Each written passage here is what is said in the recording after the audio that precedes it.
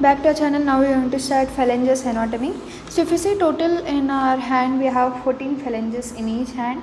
So actually 3 phalanges are present in every finger. For example, if you see my fingers, so for every finger you have 3 phalanges, 1, 2, 3. But in the case of thumb, if you see only 2 phalanges, 1, 2. So in thumb you have only 2 phalanges, whereas in each and every finger you have 3 phalanges. So total you can count it, total you have 14 phalanges in each hand, right? So 3 for each hand except the thumb. Thumb have only 2 phalanges. So actually phalanges can be also called as phalanx. So if you see the phalanx, it has a base. So talking about the bone of the phalanx, if you see, it is having a base, it is having a shaft, and it is having a head. So same like our as we discussed before about our metacarpals, it also has a base. So if you see, these are the phalanxes. So it has a base, shaft, head. So same like our metacarpals, they also have base, shaft, head. So it also has base, shaft, head. So this is about phalanges, normal features, bony features. It has a base, shaft, head. So next, coming to the base. So if you see the base, it's mainly in proximal phalanx. So it's better to see this diagram, right? So in the base, if you see, it is having a proximal phalanx. In proximal phalanx, the base is concave oval facet, mainly for articulation with head of metacarpal. If we say this is the head of metacarpal, so it will articulate with the base of the proximal phalanx. Actually, phalanx are divided into proximal phalanx, middle phalanx, distal phalanx. Proximal, middle, distal. The proximal phalanx have oval facet for the articulation with the head of the metacarpal, right? So next one is in the middle phalanx. If you see the distal phalanx, the middle phalanx and the distal phalanx, the base are having 2 small concave facets and they are separated by smooth ridges. So in the case of proximal phalanx, it has only 1 oval facet for the articulation with the head of metacarpals, but the distal and the middle and the distal one are having 2 oval facets for articulation with the respective phalanx, right? So remember, the middle and distal phalanx have 2 concave facets and are separated by smooth ridge. Now coming to the shaft. So if you see the shaft, it is taper. It tapers towards the head and the dorsal surface. So dorsal surface is convex. Actually, this is a dorsal surface. This is a palmar surface. This is a dorsal surface. If you see on the dorsal surface, they are convex. But if you see on the palmar surface, yeah, dorsal surface is convex, but the palmar surface is flattened, but it is also slightly concave. So what I am talking, I'll show in my hand, you can understand. So this is a palmar surface. If you see on palmar surface, these are the phalanx, right? So this is a proximal phalanx. This is a middle phalanx. This is a distal phalanx. Same for every finger. So proximal phalanx, middle phalanx, distal phalanx. If you see on the palmar surface, they are more flattened, also sometimes concave. But if you see on the backward side, they are convex, right? So now we will see about the head. So coming to the head, if you see the head of phalanx, especially in the proximal and middle phalanges, the head is pulley shaped, right? Head is pulley shaped and as an articular surface, whereas in the distal phalanx, the head is non-articular. Of course, there is no more other bone to articulate, so the head is non-articular and marked anteriorly by rough horseshoe-shaped tuberosity. Horseshoe-shaped tuberosity, you can see here, horseshoe-shaped tuberosity for every finger, right? So this rough horseshoe-shaped tuberosity support the sensitive pulp of fingertip. You know the pulp. If you see the pulp of the fingertip, so it supports that mainly by horseshoe shape in the, especially the proximal phalange. Now coming to the attachments. Now we'll understand the attachments. So we'll start here. You can see here in the base of the phalanges, especially of the distal phalanx. So now the proximal phalanx, middle phalanx, distal phalanx. So in the distal phalanx base, there is attachment of flexor digitorum profundus. You can see flexor digitorum profundus attached to the base of the distal phalanx. Especially it is inserted here, inserted on the palmar surface, and 2 sides of slips of digital expansion fuse to insert on the dorsal surface. They also extend insertion of lumbrical and interosseous muscle. So this is, you can see, actually it has the 2 sides and those are inserted on the dorsal surface, means on back side. This is palmar surface, so they also extend insertion of lumbricals and also interosseous muscles. Next, coming to the middle phalanx, if you see, the middle phalanx is attaching the flexor digitorum superficialis. It mainly inserts on the dorsal surface. So remember, flexor digitorum profundus, P for P, profundus on palmar surface, superficialis on the dorsal surface. Very important point. And they also extend insertion of lumbricals and interosseous muscles. So you can see the capsules of interphalangeal joints. Interphalangeal means between the proximal phalanx and the middle phalanx, so the interphalangeal joint. Now we discuss even about our middle phalanx, right? Flexor digitorum superficialis, insert on each side of shaft. For flexor digitorum superficialis also attached on the palmar surface. Sorry to say all that. Flexor digitorum profundus and also flexor digitorum superficialis both attached on the palmar side only. Palmar side means this side only. Just this flexor digitorum profundus side slips will go and fuse even on the back side, that they mentioned before in the flexor digitorum profundus. But otherwise, profundus and superficialis both are attached on the palmar side only. And there is also a fibrous flexor sheet attached to side of the shaft. And the major part of the extensor digitorum is inserting on dorsal surface of the base. But the major surface is on the base. Okay, that is important. The major part of extensor digitorum. They are saying extensor, not flexor.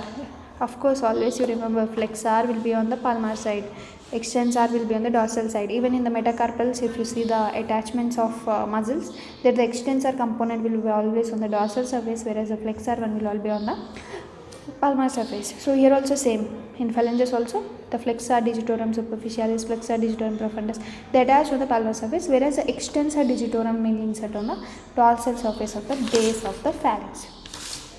Okay. So now we understood the middle phalanx. Now we will talk. So till now we have understood about distal phalanx, middle phalanx, now the proximal phalanx. The proximal phalanx is having a fibrous flexor sheet. It's mainly attached to the sides of the shaft. You can see the fibrous flexor sheet attached to the sides of the shaft. On each side of the base, parts of lumbricals and interossea are inserted. So even the lumbricals and interosseous muscles are attached on the sides of base, right, to the proximal phalanx. Now coming to the thumb. What happens in the thumb? We will see thumb is nothing but the first carpometacarpal joint, right? So the thumb, the base of the proximal phalanx, provides attachment to what muscles? Let us check out. Here already you have seen the thumb, right?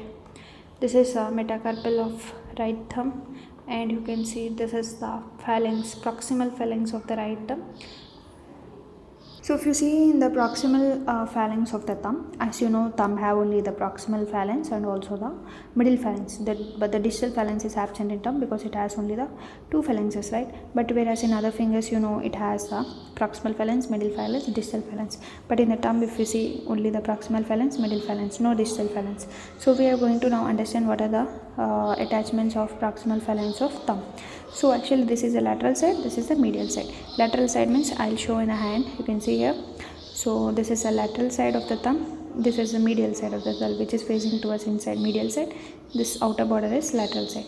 So on the lateral side of the thumb here, there is attachment of mainly abductor pollicis brevis and also flexor pollicis brevis.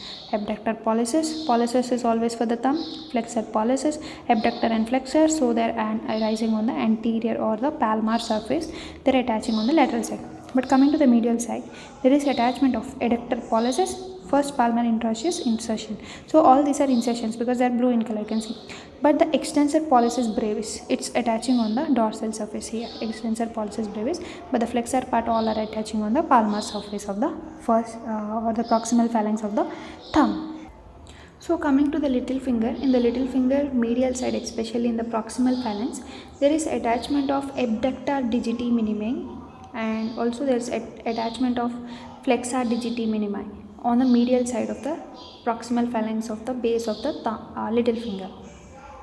Let's understand ossification. So the shaft of each phalanx, for example, this is shaft, right? So shaft of each phalanx ossifies from a primary center, and it appears mainly in the 8th week of development in the distal phalanx. Distal phalanx means this one, right? In the distal phalanx shaft, it will appear its primary ossification center in 8th week, and 10th week in the proximal phalanx. So proximal phalanx in 10th week, so like in order they are forming. First the distal phalanx will form, next the proximal phalanx will form in the 10th week, and 12th week middle phalanx. So middle one will form at somewhat late, but the first forming one is the distal phalanx, next the proximal phalanx, next the middle phalanx at the 12th week in the middle phalanx. Next, coming to the secondary center. Secondary center, as primary center is now completed, secondary center appears for the base during 2 to 4 years. So secondary center appear in base, in the base of phalanx in 2 to 4 years, and fuses with the shaft during 15 to 18 years. So 2 to 4 years at the base the secondary center forms, it fuses with the shaft of 15 to 18 years. So this is about the ossification of phalanx. So by this we have completed phalanges. In this we will also discuss the sesamoid bones of upper limb. So actually here I found a diagram. You can see these are the two sesamoid bones, right? These are nothing but the sesamoid bones of upper limb. This is how they look, like P-shaped somewhat. So what are the sesamoid bones? What is that? You will see here itself only. You can see here the sesamoid bones of upper limb. Sesamoid bones are small rounded masses of bone located in some tendons at the points where they are subjected to great pressure. So whenever there is great pressure at that place where the tendons are present, there the sesamoid bones are present. They are variable in their occurrence. These are as follows. So pisiform is often regarded as a sesamoid bone lying within tendon of flexor carpi ulnaris. You can understand pisiform is a medial bone, right? It is on the medial side or ulnar side. So it is in the tendon of flexor carpi ulnaris. As it's in a tendon where is a high pressure side, so the pisiform bone is a sesamoid bone.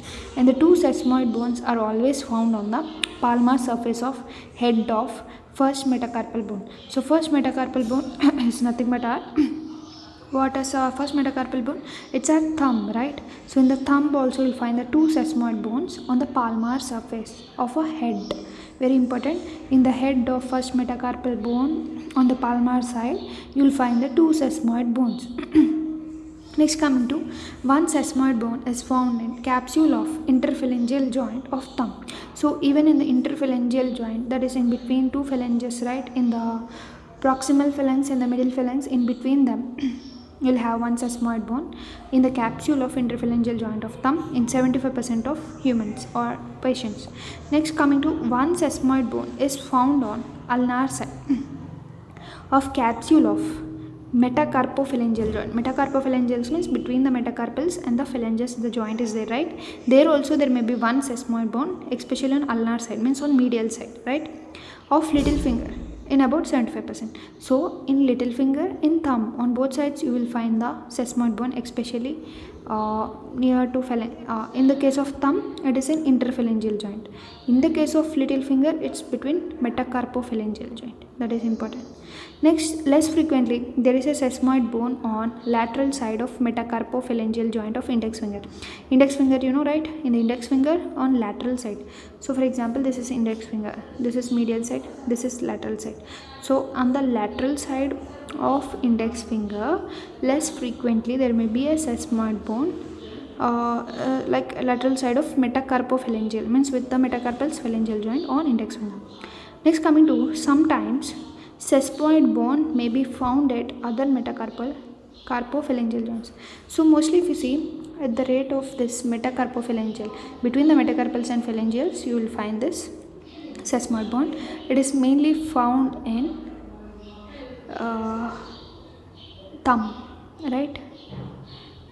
And interphalangeal joint is found in thumb, right? In interphalangeal joint it is found in thumb, interphalangeal joint, and metacarpophalangeal joint is in the little finger. Sorry, it's not thumb. And in some other metacarpophalangeal joints also you can find the sesamoid bone. And remember, two sesamoid bones are always on palmar surface of head of first metacarpal bone. So right, by this we completed our upper limb second lesson, that is osteology of all bones. I have completed the videos. Also the phalanges, blood nine, about this muscle attachment, everything completed. Lastly, we will complete the clinical anatomy. I think it's better to complete it in this video only some points are in our clinical anatomy, right? So we'll start with the clavicle.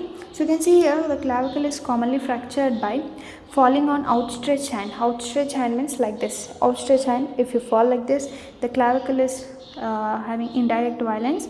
The most common site of fracture is a junction between two curvatures, that is between the lateral 1/3 and the medial 2/3, right, where this both meet in the midpoint. You can see here, this is a common site of fracture, which is the weakest point, and the lateral fragment is displaced downward by the weight of the limb. Yeah, as the limb is pulling that side, the lateral segment will be moving that by the weight of the limb, as trapezius muscle alone is unable to support the weight of upper limb. Very important. Trapezius muscle is coming from the back side, right, but it is alone is not able to support the weight of upper limb, so it is the weakest point of fracture.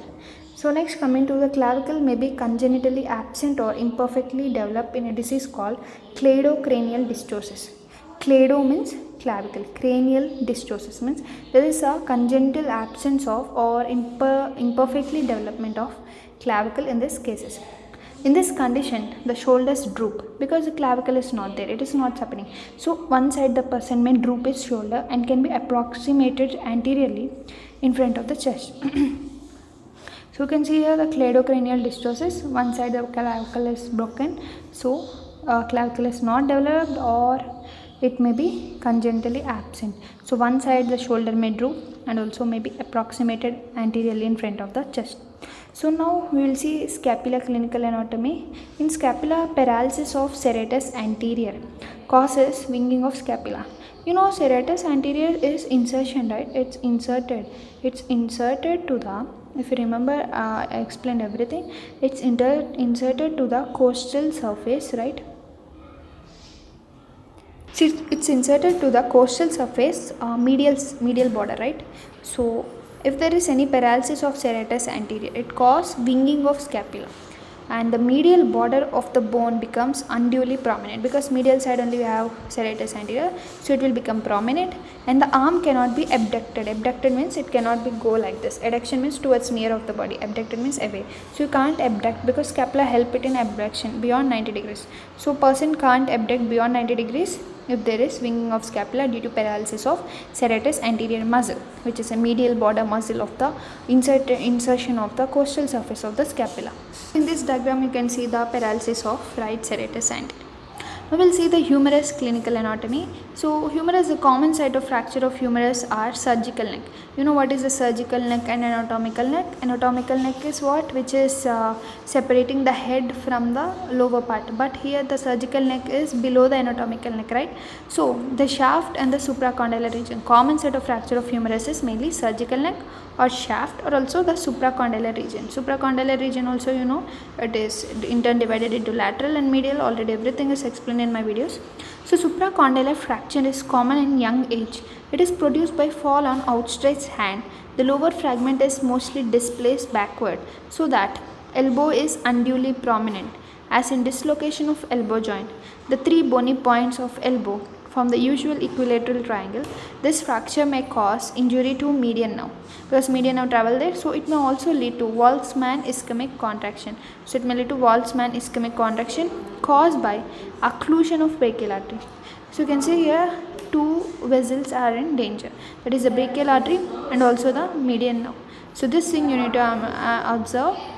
Because of the fracture of humerus in the supracondylar region, mainly there is affecting to medial nerve and also to the brachial artery. So there may be, if there is Volkmann ischemic contraction is due to occlusion of brachial artery. If the brachial artery is occluded, then it may lead to Volkmann. That's why ischemic, because it's occluded. Volkmann ischemic contraction due to brachial artery occlusion. So you can see here the supracondylar fracture of humerus here.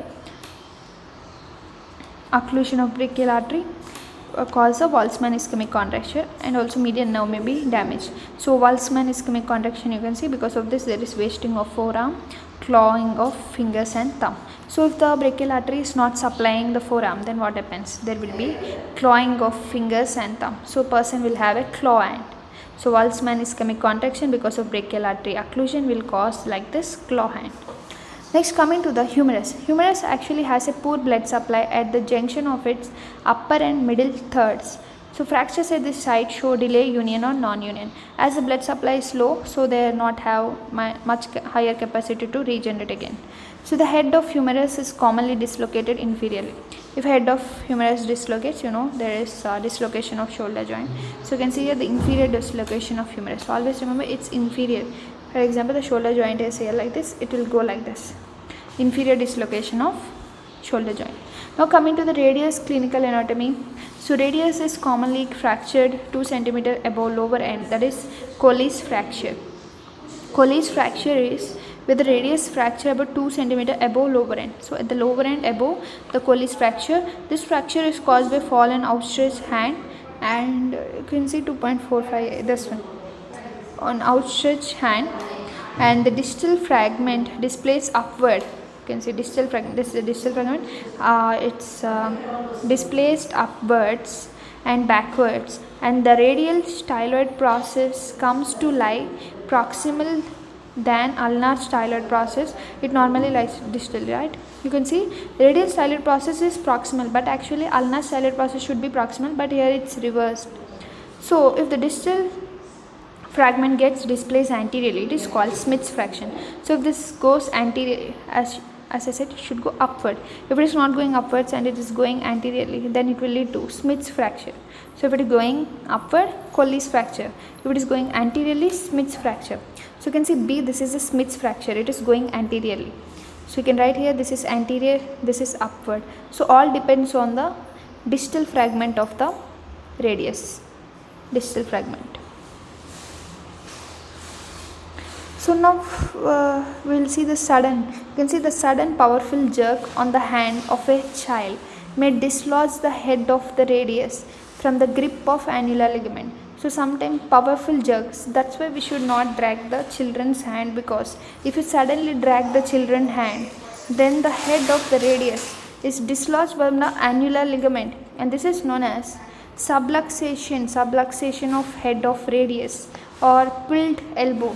The head can normally be felt in a hollow behind the lateral epicondyle of humerus. So behind lateral epicondyle of humerus, you can palpate the head of the radius. So actually, it's in the annular ligament, it's holding position with the superior radial joint. So if we drag the hand of the child very powerfully, then it may lead to dislodging of the annular ligament and lead to subluxation of head of radius.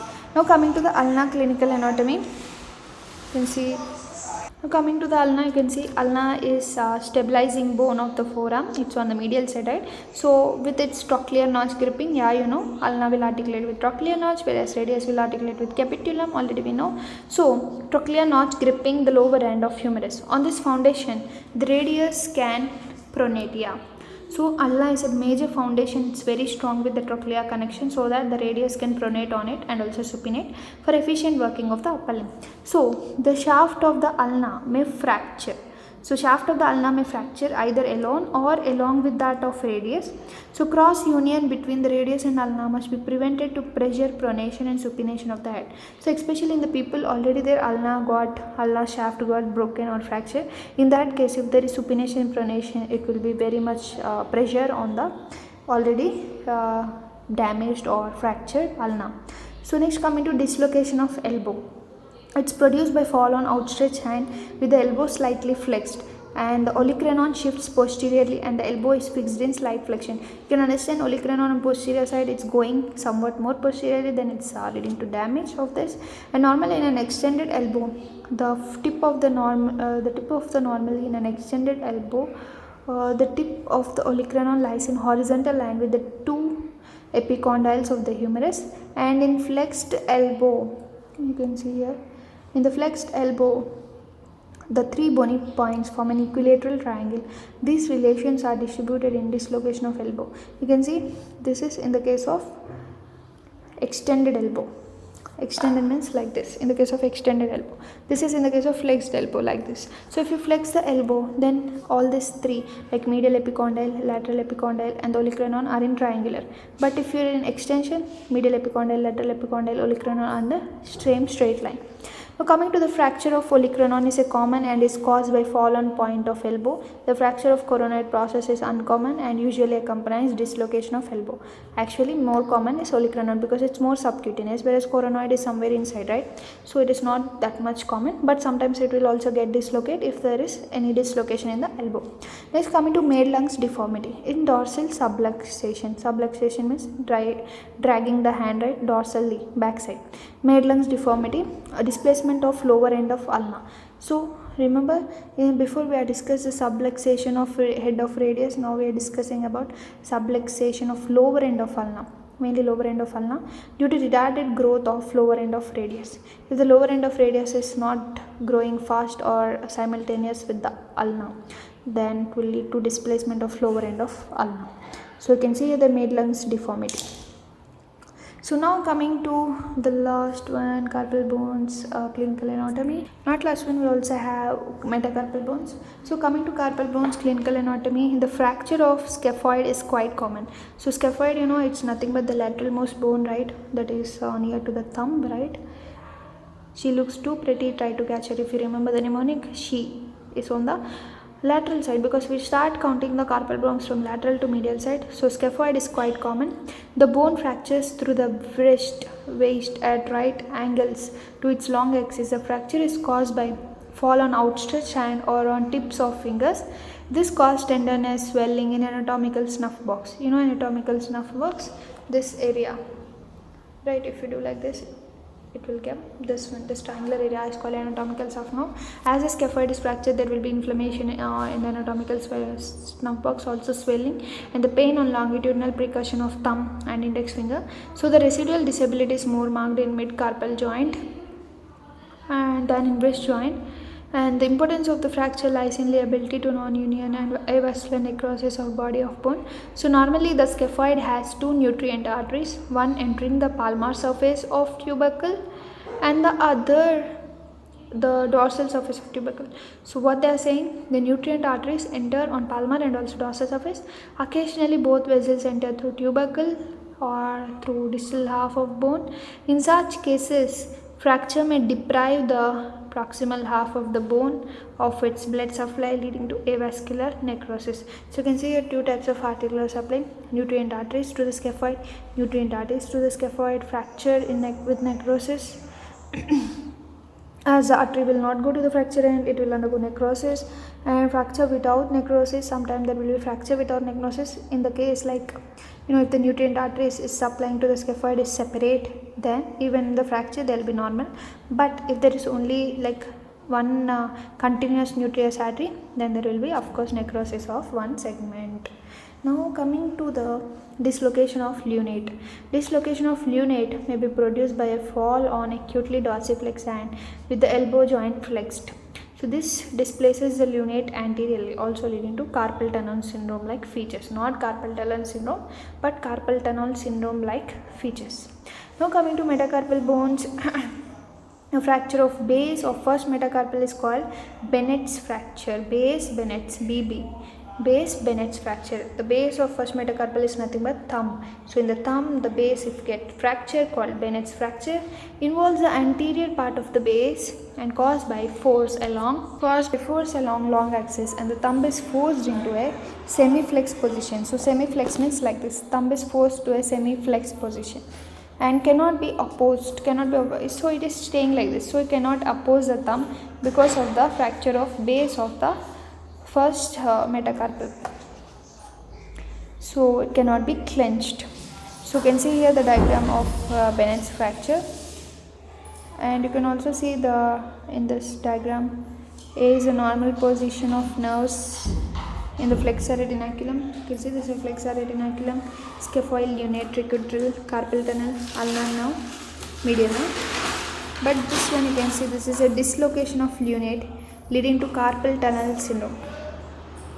Lunate is not here, so it's leading to carpal tunnel syndrome, and unit has come upper, so it's compressing the median now.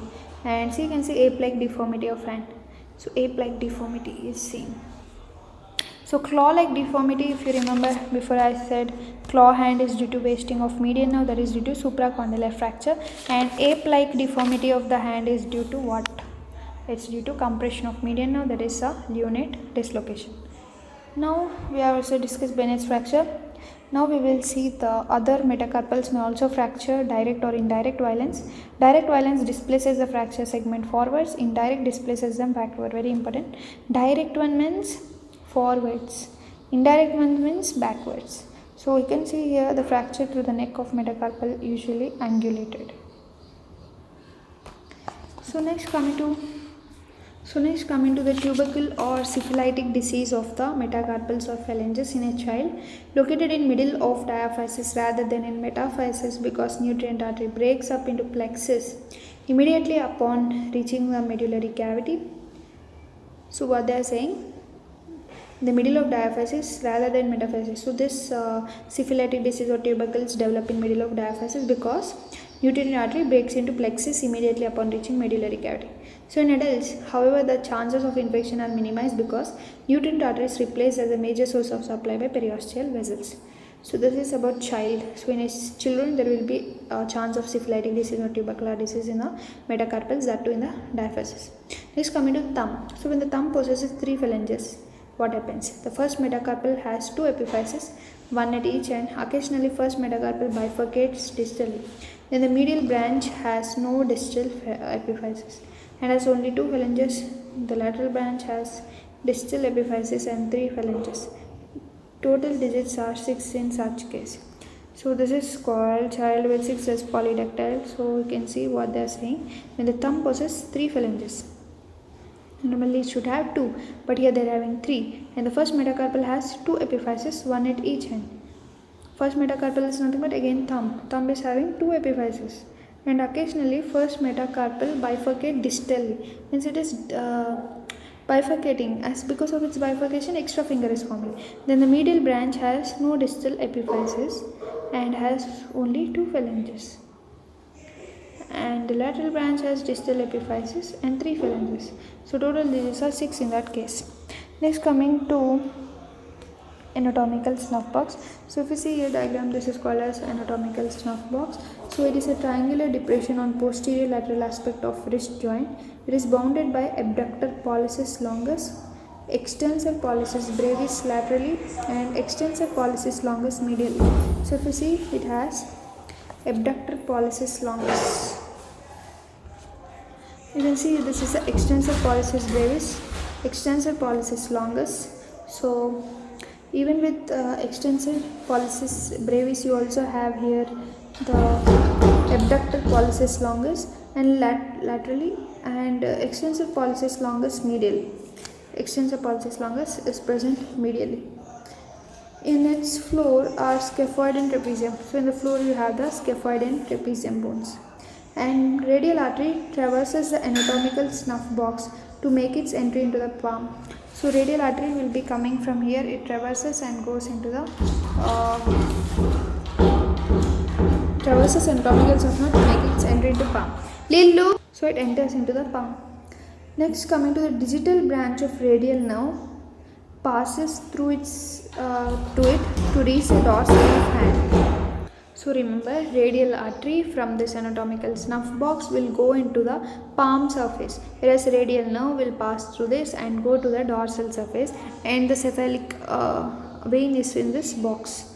In this anatomical snuff box, you can find cephalic vein. And during scaphoid fracture, the pain is also felt in anatomical snuff box because down it has the scaphoid and trapezium, right? So scaphoid fracture will also give pain to the anatomical snuff box. And the relation of capsular attachments and epiphyseal lines. If epiphyseal line, that is site of union of epiphysis and metaphysis, end of diaphysis, is intracapsular, the infections of the joints are likely to affect the metaphysis. The actively growing part of bone, especially in young age, 2.5, you can see here the joints where metaphysis is intracapsular.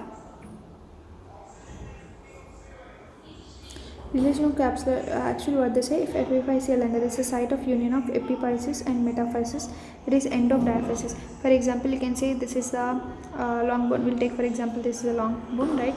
And here will be this is called diaphysis, this is called epiphysis, this is metaphysis. So actually the end of diaphysis, it's intracapsular if the infection of joints are likely to affect the metaphysis, the actively growing part of the bone, especially in young age. So you can see the metaphysis is intracapsular in this diagram. Next, coming to fracture. The fracture of distal phalanx. Distal phalanx means the last part of the phalanx of middle finger is commonest. It is treated by splinting the injured phalanx to adjacent normal finger. This is called bloody splint. You can see the diagram here, the bloody splint. If there is a fracture of the distal phalanx, especially of middle finger, then you will tie it with the side finger. This is called bloody splint, shows a bloody splint. So by this we have completed clinical anatomy, bones, osteology of upper limb. Next we will start with the pectoral region.